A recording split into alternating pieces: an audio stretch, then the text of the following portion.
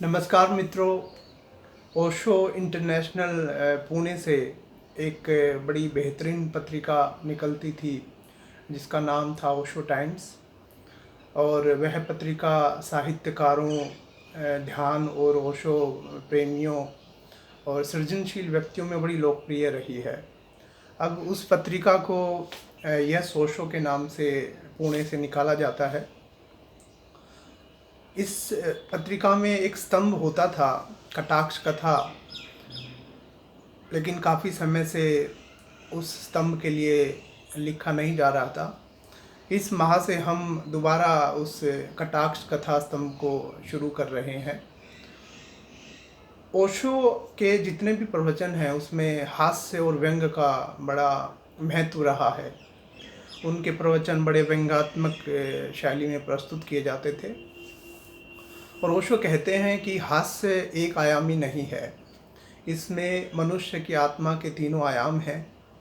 जब तुम हंसते हो तुम्हारा शरीर उसमें सम्मिलित होता है, तुम्हारा मन उसमें सम्मिलित होता है, तुम्हारी आत्मा उसमें सम्मिलित होती है।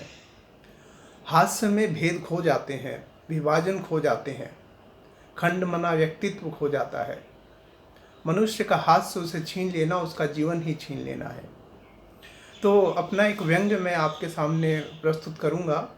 आजकल आपको पता है कोरोना महामारी छाई हुई है, तो एक व्यंग्य मैंने कटाक्ष कथा ये ओशो के लिए लिखा है, तो आज उसका मैं व्यंग्य पाठ यहाँ करूँगा।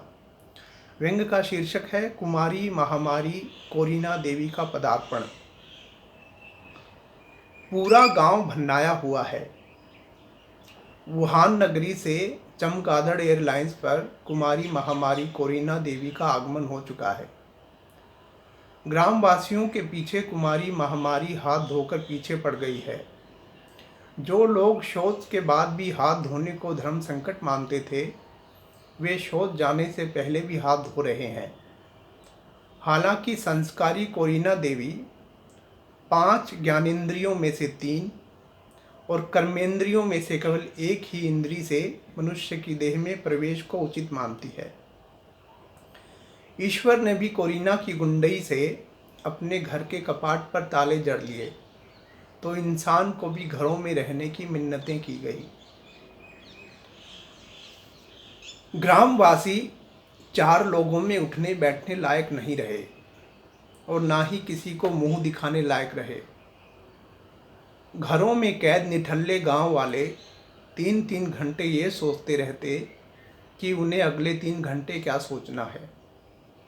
जैसे गांव वाले ना हों, प्रांत के मुख्यमंत्री हों। गांव वालों के सामने कुंडी मत खड़काओ राजा, सीधा अंदर आओ राजा जैसे राजकीय गीतों का कोई औचित्य नहीं रहा। गांव के दबंग तेरे घर में घुस के मारूंगा नहीं कह पा रहे थे। कैसी असहनीय अवस्था थी। लोग इतने खाली बैठे थे कि बाथरूम में नहाने जाते तो टाइलों की संख्या पता करके ही बाहर आते। एक खोजी किस्म की युवती ने तो उसकी गैस बर्नर में कुल 186 छेद थे बता डाले। कोरिना देवी कुरकुरी क्रांति लेकर आई थी। कुछ बुद्धिजीवी किस्म के लंपट ये आशंका जता रहे थे कि कोरिना कुमारी को जरूर भाजपा लाई है, क्योंकि यह बार बार कांग्रेस के हाथ का साफ करने की बात करती है। गांव के चौकीदारों और हकीम बंधुओं के सम्मान में एक दिन सरपंच ने थाली बजवाने का आह्वान किया। भोले भाले गांव वालों को जो भी मिला बजा दिया। कुछ युवकों ने गांव की कन्याओं को रिझाने के लिए जोश जोश में पटाखे भी बजा दिए, जैसे कोरिना की बुआ की शादी हो।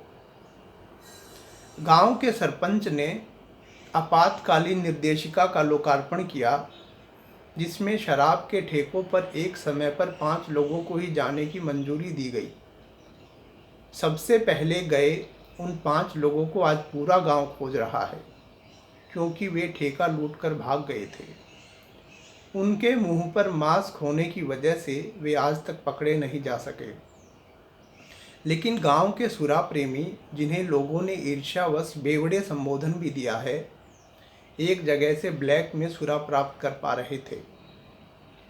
सरपंच ने अर्थी में 10 लोगों की मंजूरी दी और शादी में 30। सरपंच को भी पता था कि आदमी को ज़्यादा सहारा कहाँ चाहिए। गांव का एकमात्र अंबानी श्रीमान गरीबदास पिलपिले देश के मुखिया द्वारा प्रायोजित स्वदेशी जागरण से लोकल के लिए वोकल इतना वोकल हुआ कि वह अपनी एक मर्सिडीज बेचकर 40 टाटा नैनो ले आया। स्वास्थ्य विभाग में कार्यरत एक अति उत्साही क्लर्क अपनी टाटा सूमो को जापानी मानकर 7 एटलस साइकिल ले आया। रोजगार के ऐसे हालात हुए कि कुछ दिन बाद साइकिल दिवस पर एटलस साइकिल कंपनी ही बंद हो गई। यह देश के मुखिया की हर घर मोटर नामक दूरगामी सोच का फल था। कुमारी कोरिना क्या आई, पूरा गांव एकजुट होकर देसी अपनाने लगा। लोग नूडल्स की जगह सेवियां खाते पकड़े गए। देसी क्लब के अध्यक्ष ने तो व्हाट्सएप रिमूव करके कबूतर पाल लिए। टिकटॉक का प्रयोग करने वाली कन्याओं को टोका जाने लगा, जिसमें कन्याएं मुंह बनाती दिखी। कन्याओं के मुंह बनाना राष्ट्रीय कला घोषित होनी चाहिए। गांव के शायर भी खता हवाई जहाज की थी, सजा हवाई चप्पल को मिली जैसी रचनाएं लिखकर अपना काव्य धर्म निभाते रहे। वीर रस के कवियों ने तुरंत लाहौर की छाती से तिरंगा निकाला और चीन की छाती में गाड़ दिया। राष्ट्रीय धर्म यही कहता था। नज्म लिखी गई, तू वुहान सी गुजरती है, मैं दिल्ली सा थरथराता हूँ। हे कोरिना मैया, चली जा रही गैया जैसे भजन गाए गए। गो बैक साइमन के बाद गो बैक कोरिना का नारा जन जन में प्रचलित हुआ। सुना है साइमन कोरिना को खोज रहा है। कुल मिलाकर कोरिना कुमारी ने राष्ट्र की नस नस में सृजन का संचार कर दिया। साहित्य और राष्ट्रीय चेतना की पराकाष्ठा थी ये। कुमारी महामारी की असीम कृपा देखिए। मेले में नचनियाँ देखने जाने वाले गांववासियों की सुदृष्टि अब कहीं जाकर बेचारे कथावाचकों पर पड़ी। अध्यात्म का ज्वार भाटा उमड़ रहा था, ध्यान की लहर चल रही थी। मोहे सर पर बेशक ताज नहीं, फिर भी मैं तेरी मोहताज नहीं।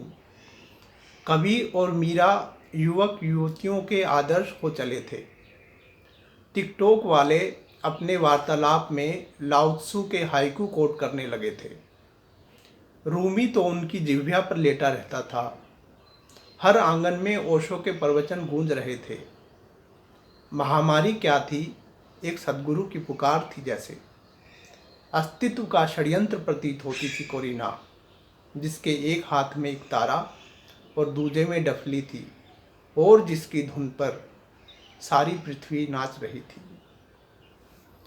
आप सभी का धन्यवाद।